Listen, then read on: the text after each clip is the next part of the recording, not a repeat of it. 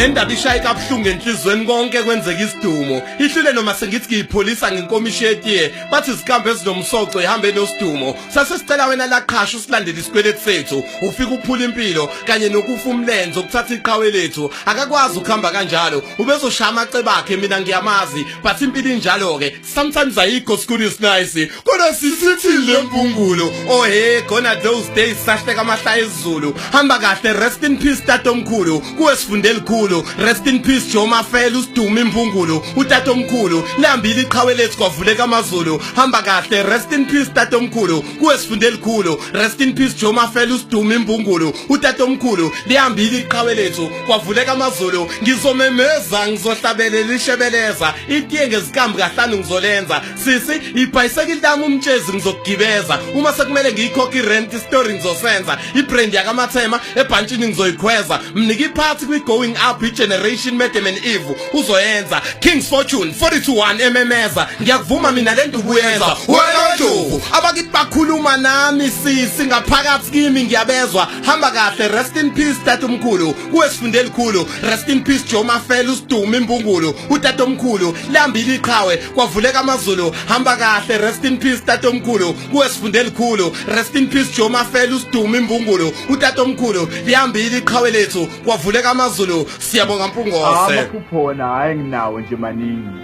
Engithandile ukuthi ke ngiphupha umfana omncane egibele enkulu inkomo ensuku. 19 nosekezi. Zaphuma sukululu. Wawina? Cishe ngiwine kakhulu. Uzoba uhlupho. Angeke akhokhe irent ngesikhathi noma avela ngayikhokhi. Uzokweba ushukela wakho, itiye, ikofi, ngikubona konke kungakenzeki.